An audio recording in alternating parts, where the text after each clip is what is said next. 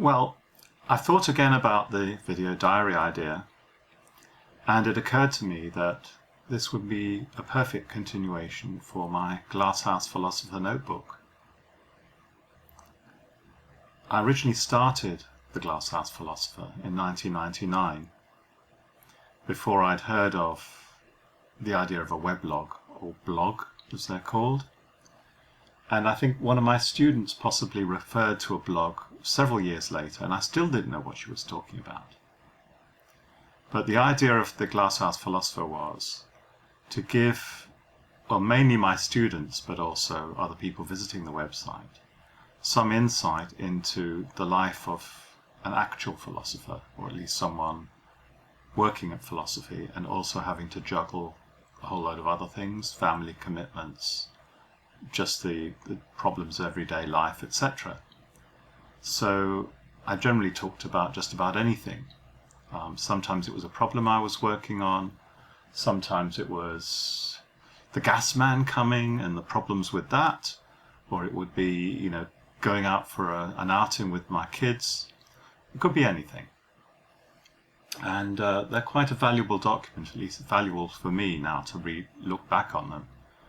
And I had 2 goes, both of them ran to 140 pages.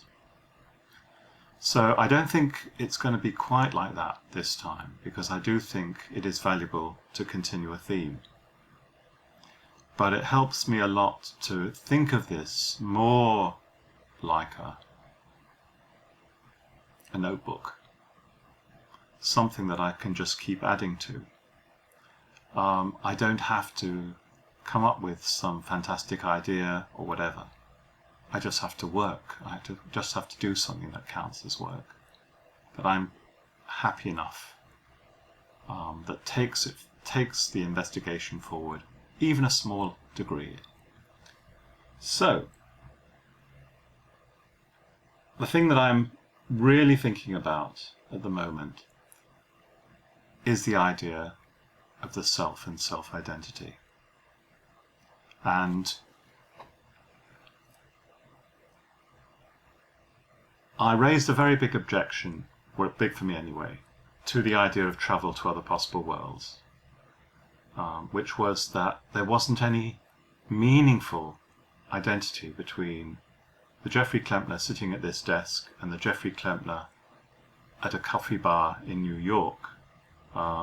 Let's say I won a ticket and in a competition, went to New York, and so exactly this time I'm in a coffee bar in New York. It's a different possible world to this world. But of course there's also the possible world where I don't travel to this other possible world.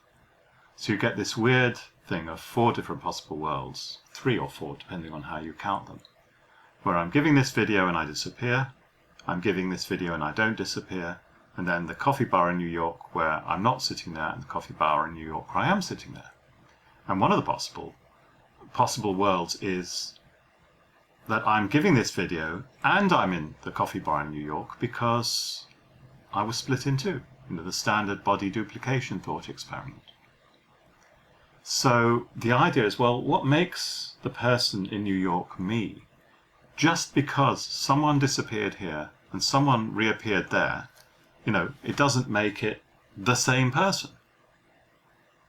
There's no logical connection between the two. If I can carry on giving the video and someone else, a Jeffrey Klempner can appear in New York, then obviously, that's not identity, because I'm still here. So obviously, my disappearing and then someone appearing who appears to be me in New York can't make it identity.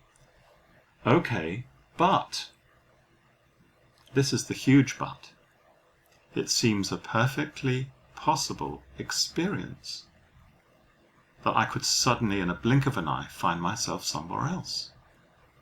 I mean,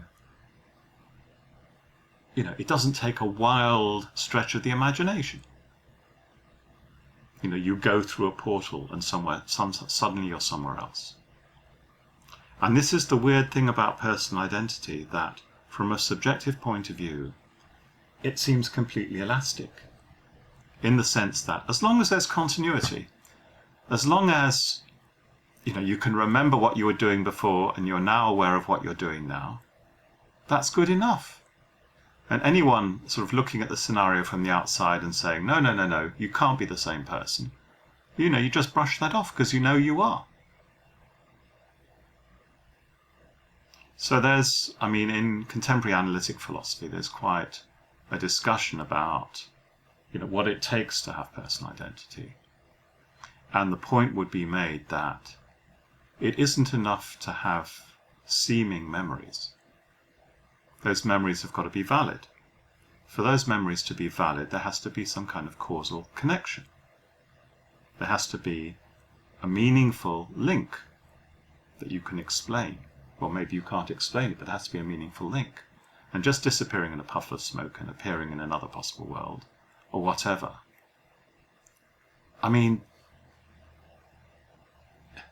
It just pushes the boundaries of if you can allow that as identity, you could just allow just about anything as identity. So there's a real tension between the subjective and the objective point of view in this case. But that got me thinking that if we really are being very strict and analytic and logical about personal identity and refusing to allow just anything to count, refusing, if you like, subjective experience to have the last say, refusing to allow it to have the last say, well, there's another point of view. There's another point of view which says, no, the self, myself, or my experience of myself, is the most fundamental thing. Everything else is just theory. Everything else is just some construction put on top. And that takes us into a whole new ballgame. Because, it could even be that in this metaphysical theory that we're constructing, the self is the fundamental thing. And everything else has to be kind of adjusted to fit that. Anything can happen to the self. I can definitely travel to the past. I can definitely travel to the future. I can definitely go to other possible worlds because these are things that I could experience. Now, there's actually, a well-known objection which comes originally from Kant in the Critique of Pure Reason, where the basic argument is that you have to be able to construct a unitary world in space and time in order to have personal identity.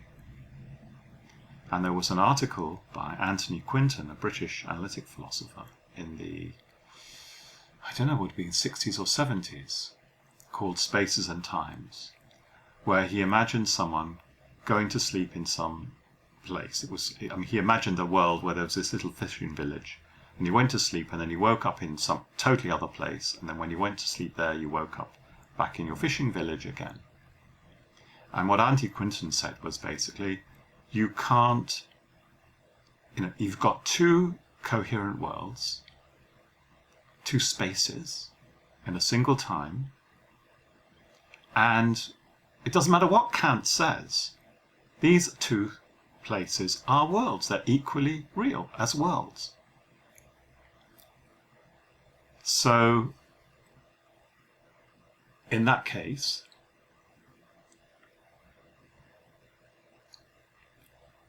if you're going to allow that, then, basically all the restrictions are off. Personal identity, one's sense of personal identity, comes before everything else. It can't be wrong. And, this idea, I've battled with this before, and I remember the last time I thought about the Quinton thought experiment, I came up with all sorts of clever arguments. I remember years ago debating this. All sorts of clever arguments why when you're in one world, the other world is a dream. When you're in the other world, the first world is a dream. You can never have evidence that both worlds are real. Well, that just is so unpersuasive. When you've been doing this for some time, you're going backward and forward between the two worlds, and it's just like living two lives, but one person is doing it. Anything can happen to the self. And this connects with my original video, the second of the original videos, what is death? Anything can happen. You can't rule anything out. I don't know where to take that thought at the moment. But I'll just have to see what I see next time. That's all for today. Short one.